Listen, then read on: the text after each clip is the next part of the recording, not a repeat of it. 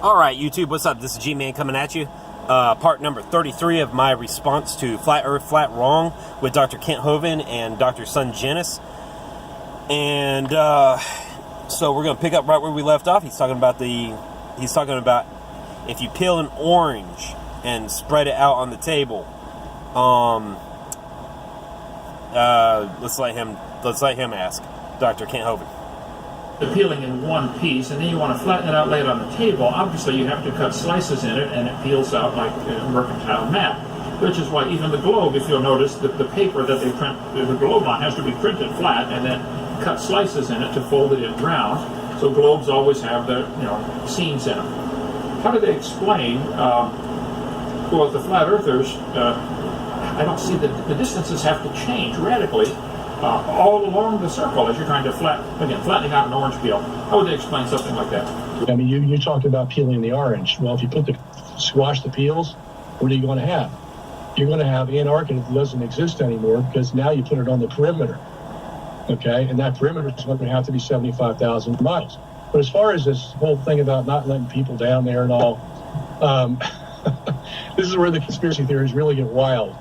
In 1963, there were a consortium of about 12 nations that signed a treaty that they were going to limit the use of Antarctica.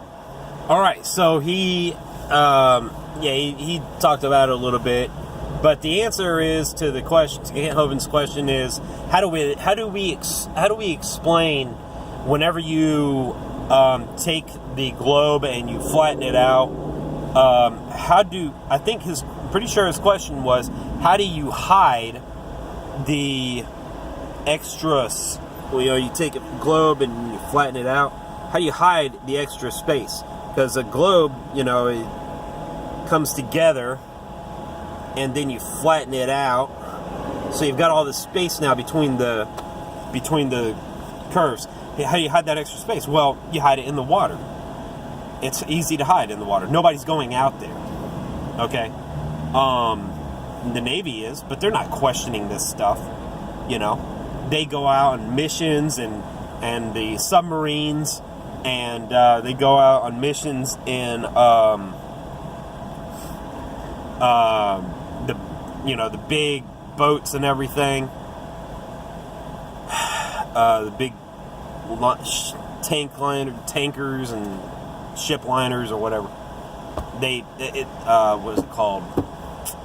The big old boats that they have jets and stuff on, the carriers, the jet carriers, ocean liner carriers.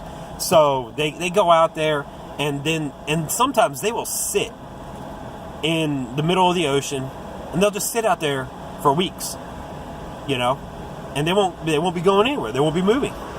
So none of the people on the boat have any idea where they're at, except for all right, I finally got to run.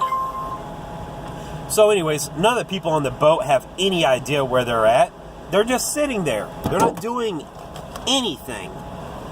And they don't know where they're at. The navigators, they know where they're at, but, it doesn't occur to them, that maybe they're in on it. Maybe the navigators are in on it. The people who are actually taking the boats out, crossing the oceans, they would have to know coordinates and stuff. Maybe those people are high enough in on it that they know that there's some extra mileage there, and now that's interesting. Okay, so let me got it going this trip. Off. Oh, wrong remote.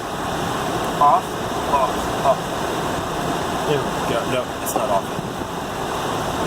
There it is. It's off now, and I just want it to go deep blue. Perfect. Okay, and we're almost at 5 minutes on this video, so I'm just going to have this be a little shorty. And this is it. G-Man out.